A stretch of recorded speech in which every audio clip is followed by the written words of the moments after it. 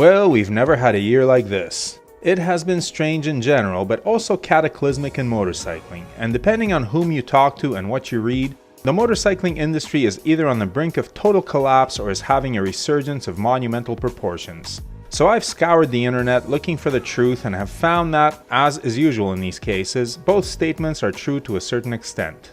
A quick disclaimer about this subject. Not all motorcycle manufacturers release sales data in the same way. Some provide sales numbers without context of whether the units sold were expensive and profitable or not. Others, like Indian, provide profit figures without getting into unit sales. Yet others, like KTM, suddenly start counting electric bicycle sales as motorcycle sales when their numbers are down by a third halfway through 2020. So figuring out the exact state of the industry is a monumental and some may say impossible task, but I gave it a shot. And while the info I was able to compile was patchy at best, it did provide a big picture of the state of the industry in 2020, and that picture isn't very pretty. So in this video, I'll give you the numbers as they look right now and some of the reasons for those numbers. Then we can speculate about where motorcycling is heading or if it even has a future. But before we do, hit that subscribe button and bell to be notified of future videos, and give this video a like to garner favor from the almighty algorithm. Let's get into it.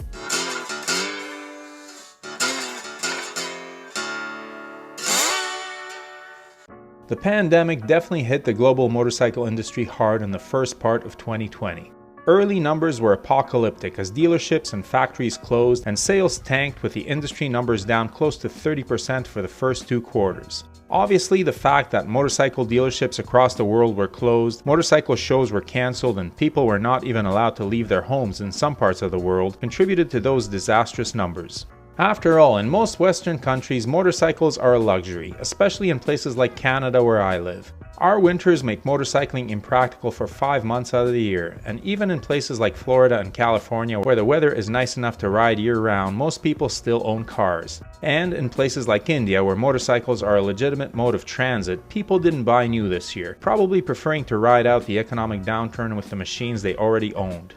So the industry as a whole was circling the bull at the end of the second quarter before something strange happened. Sales bounced back in the third quarter and were up everywhere but in Asia. The Asian slump can be primarily attributed to poor sales in India, the world's largest motorcycle market. However, in Europe, with people wanting to avoid public transit, the sales of both bicycles and scooters went up significantly. These vehicles allowed riders to get around while social distancing and keeping congestion low because they don't take up a lot of room on the roads. Another interesting trend this year was a spike in the sales of off-road motorcycles and four-wheelers. Dealerships were selling out of these machines and manufacturers were having trouble meeting the demand. The reason for this is pretty obvious. Opportunities for recreation were limited, so folks who may have spent their play money on dining out, concerts, and vacations suddenly had the cash in hand to pick up a dirt bike or a quad and go riding the trails, an activity that inherently promotes social distancing. Of course, the biggest losses were suffered by the road motorcycle segment. While scooters and dirt bikes are relatively inexpensive and can be purchased for the money you save by not going on vacation, a high-end road motorcycle is another matter.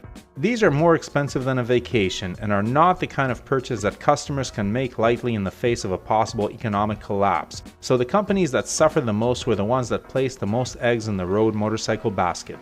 Exact sales numbers for each country are hard to find, but several nations have published their motorcycle sales data and the numbers are far from tragic. For example, in Canada, the only months where sales dropped from 2019 to 2020 were March and April, when Canadians were in the depths of a lockdown. Every other month of 2020 outperformed its 2019 counterpart, some by fair margins. Also, sales were up in the off-road, mini-bike, dual-purpose, and competition categories, with the only categories suffering losses being the street and, surprisingly, the scooter categories. In the UK, however, scooter sales have been up by over 12%, which has contributed to overall sales being down by only 0.4%.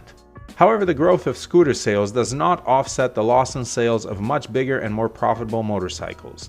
The segment of the British motorcycle market that really lost out was naked motorcycles, with sport bikes and ADV motorcycles both growing. What about the US market? This is perhaps the most dramatic example of a shift in fortune for the industry. In the United States, motorcycles are often grouped with four-wheelers like ATVs and side-by-sides. So sales were up by 4.8% by November, which would seem encouraging. However, those numbers are deceptive because sales of two-wheeled motorcycles and scooters are down by 9.1%.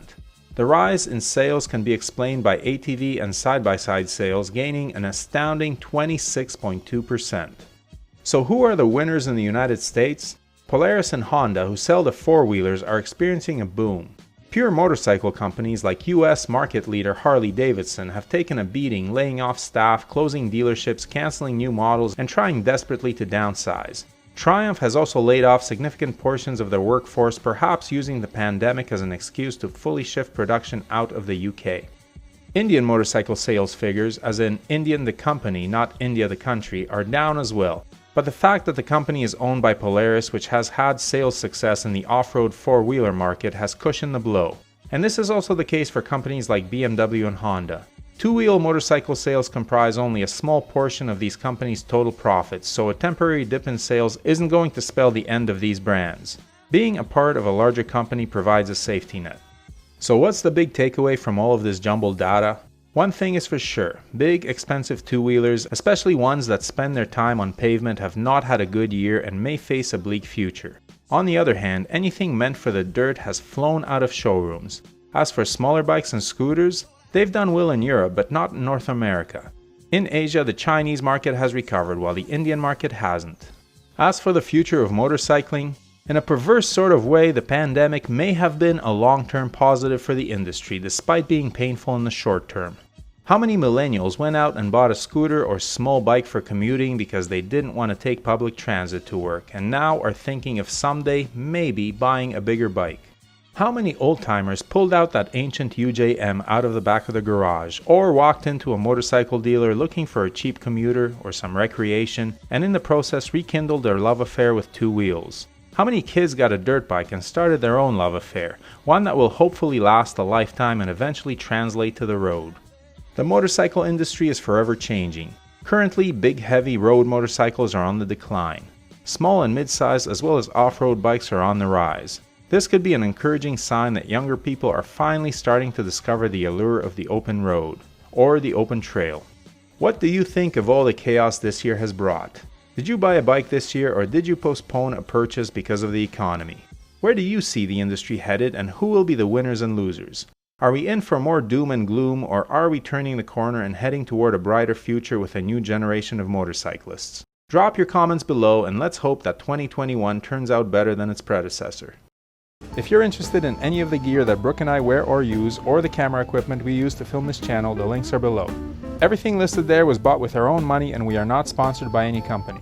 However, the links below are affiliate links, and the channel is paid a small amount for referring you to shop at no additional cost to you.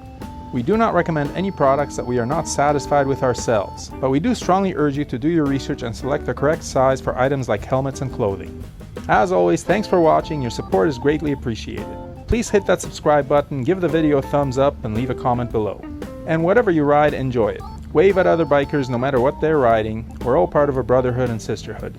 Keep the rubber side down, shiny side up, and may the spokes be with you.